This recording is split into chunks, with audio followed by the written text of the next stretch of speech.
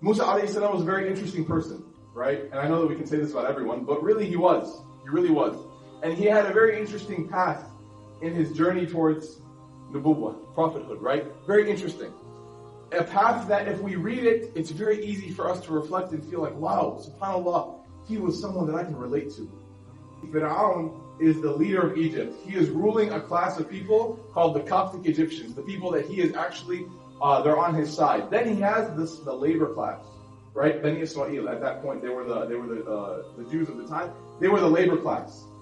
So what happened was, he's ruling over this labor class, he's suppressing them, he's oppressing them, and he ends up killing all their boys. Now what happens when you kill a lot of your labor class? Who's going to do your labor, right? If you kill all the boys, who's going to do all the labor? So the ministers come to him after a few years, and they say, "Oh Fir'aun, oh our ruler, you propose this idea to protect our power, our sovereignty, but we're realizing now that we're losing a lot of people. As the slaves grow older and weak, what ends up happening is there's no younger boys to take their place because we're killing all of them." So Fir'aun says, well, this is really a problem. So what we're going to have to do then, he says, is go every other year. Right? Every other year. So 1 year, all the boys that are born, they're good.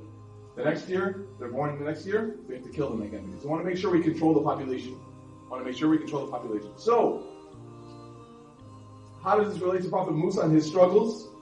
Well, Prophet Musa a.s., he and his brother Harun were both born in years, right? Obviously they were born in time. Harun, his brother, was born in the year where they weren't killing the boys. But Musa a.s. was born when? In the year that they were. So Musa's struggles, his difficulties, began even before he was born. Because he was conceived and he was born in a year where he was supposed to be killed. And as we learn later in Surah Taha, Allah subhanahu wa ta'ala is telling Musa, he says, we gave inspiration to your mother, that when you were born, because she wanted to protect you, when you were born, instead of having you in the house, because the soldiers used to come around and look and see, are there any boys here, new boys, right? If they wanted to see if people were hiding their kids. So Allah subhanahu wa ta'ala gave her inspiration, and He inspired her, He told her, go and put this chest, this case, in the river behind your house, in the stream behind your house, and put your baby boy Musa in that chest. That way when they come to your house and they look for your baby boy to see if they should take care of him, right, in a very evil way, they won't find him. But you'll still know where he is. Tie the chest to your house, make sure he doesn't float away, and you're good. So this happens. One day, the rope that the chest is tied to is loose. It's not as tied to the house as it was before. It's not as tight. It floats downstream. Now where is the end of the stream? The palace of Fir'aun. So here you have this baby boy who was born in the year that he was supposed to be slaughtered. And now he's floating downstream towards the palace of the man who wants to kill him. It seems like it's doomed, right? There's no chance for him to survive. It's over. A worker girl from the palace, she goes down to the river and she sees this box and she picks it. But she's too afraid to open it herself, so she takes it up to the palace to Fir'aun and his wife. And she says, look what I found. They open it and they see a baby boy. Fir'aun, he gets very upset. This boy looks like he's young enough, he should have been slaughtered, we should have killed him. But his wife, her heart softens and she feels, no, let's keep him. Perhaps he will be good for us, right? He'll be good for us. And so Fir'aun agrees.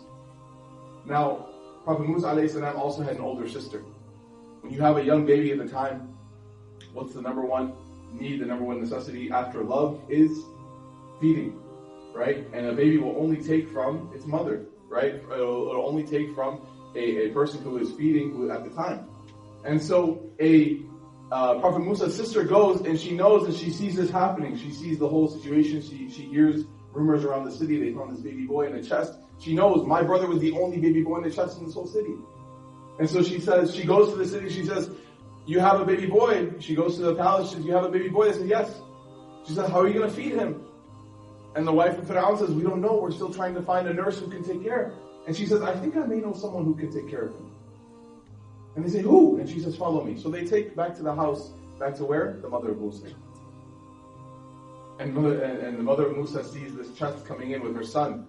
And she doesn't want to get too excited because she doesn't want to act and say, this is my son, right? But they say, can you feed this? We see that you were nursing because you had a son previously. Is it possible for you to feed this boy? And she says, let's see. And Musa obviously is his mother, so he takes to the feeding and the problem seems to be solved, right? They're reunited. So Musa is reunited with his mother, and they're able to grow, right? So Musa grows up into a young man, and we fast forward now later on in life. You see already though the difficulty that he had to go through. He grows up into a young man, and he's walking in the town, right? He's walking in the town, and he sees a person from his class, the class of Bani Israel, the labor class, or the class that he was born into. He sees him fighting with a Coptic Egyptian, right? So he sees two different groups of people, two different social groups, right? The people that Fir'aun support, and the people that Fir'aun is a tyrant over, he sees them fighting. So he goes, and the person, right, if you see someone from your tribe, or your city, or your country, and they're in a situation, they're in an argument, and they notice that you're from their tribe, they're going to call you and say, come help me out, right? So the same thing happens to Prophet Musa alayhi salam. This person knows that he was fed by a mother of the Bani Israel. So he says, Musa, come help me, come help me. This person's fighting with me. So Musa alayhi salam, he goes up, and he actually pushes the guy away, the Coptic Egyptian, and he ends up punching him because the guy tries to attack him, and with one punch, he kills him.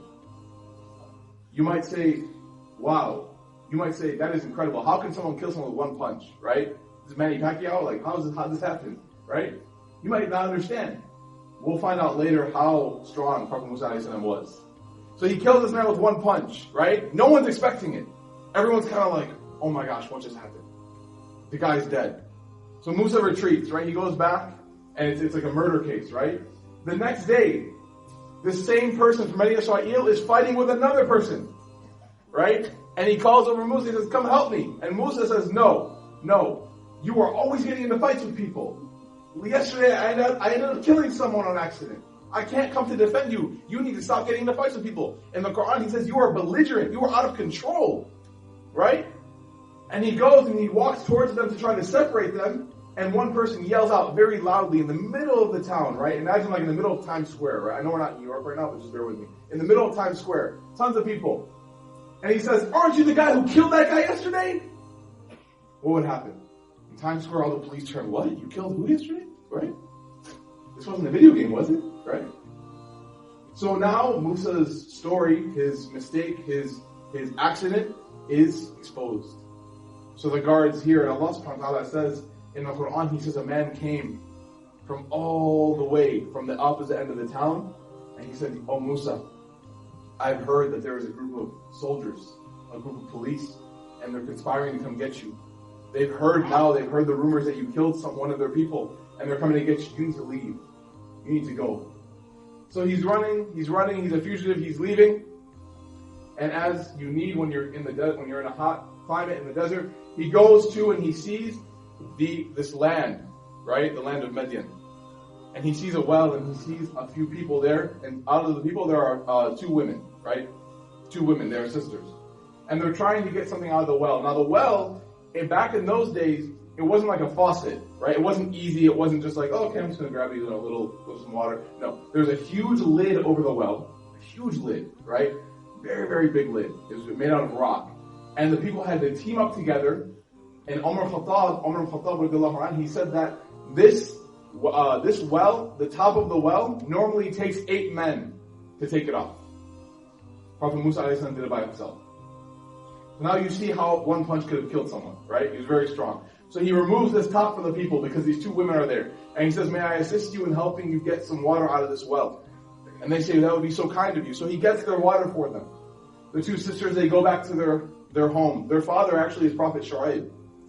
And so their father says, you're back early, right? Normally it takes you a lot longer to get water. They said, yeah, something interesting happened today. There was a really nice man there, and he helped us get water. That's why we're back quickly.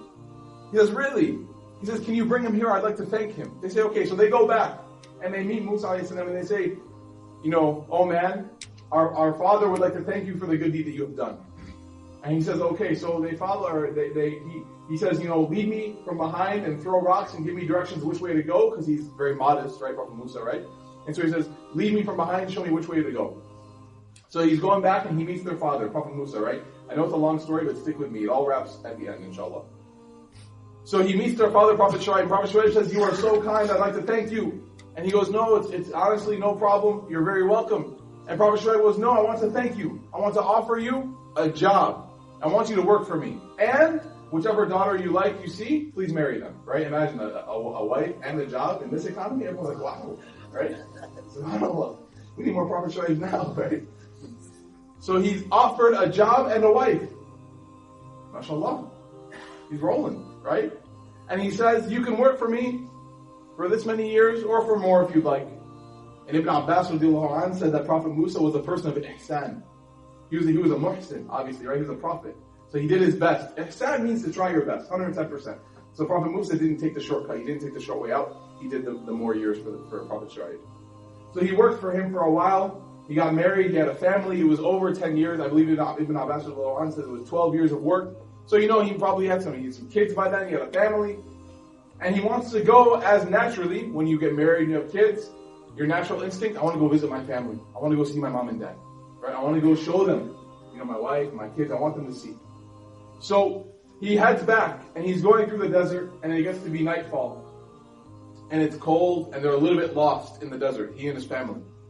And he looks, and as the story tells us in the Quran, he looks and he sees fire on top of this mountain. And fire back in those days is like if you see like an oasis. If you see the two golden arches, right? In tunnels, right? If you see like a fire up on the top of the mountain, you know people are there. And they probably have food, they probably have supplies, they probably have some guidance as far as where to go. And so Prophet Musa actually says, ajidu ala nari huda. He says, or maybe from that fire will come to me some guidance, right? I can get some guidance from that.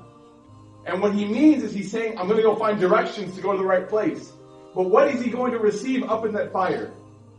Is the message of prophethood. So he's going to ask for guidance, and he actually uses the word huda, guidance. But he means directions, he means physical, geographical guidance. But what he doesn't know is he's actually going to receive divine guidance from Allah subhanahu wa ta'ala on becoming a messenger and delivering the message to the people. So he goes up to the fire, and Allah subhanahu wa ta'ala says, what? Take off your shoes. Right? Allah speaks to him. And he goes, and Allah is having a conversation with him. And this is the point of the khutbah. This whole story, there's one point that I want to give today. Just one point. This is that point. Allah subhanahu wa ta'ala, He begins to speak to Musa alayhi salam.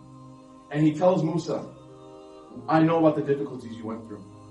And He begins to narrate back to Musa, you went through this, you did this, we inspired your mother to do this for you to protect you. Right? When you were born, we inspired her to hold you in the chest. And when you accidentally killed the man, right? You accidentally killed the man. And you were on the run, and you had to do all this work, and life was difficult. Then what does he say? He says, I have been preparing you for myself. All of these trials, all of these tests, all of these difficulties were for one thing and one thing only. To prepare you for greatness. And look at how great now Prophet Musa is. Every Abrahamic tradition looks to him as one of their own. Right? The Jews like to claim him, the Christians, we all like to talk about Moses. Moses split the sea. The stories of Moses. For God's sake, they even made, a movie about him, right? The Ten Commandments. That doesn't mean that's not part of his greatness, obviously, but look at how people love him. And look at what a great person he was. What is the lesson from this verse that we're getting from Allah subhanahu wa ta'ala? Is that the more difficulty that Allah subhanahu wa ta'ala is putting you in now, the more tests you're getting, the greater you're going to become. So embrace those tests. Yes, you might have some difficulty. Yes, things aren't easy. Yes, things are difficult. There are obstacles in life. You want to get from point A to point B, and in between there's 1, 2, 3, 4 difficulties. But realize that those 4 difficulties, those 5 difficulties, however many they are preparing you to be an amazing person. And the more difficult things get in your life, the greater you're going to become.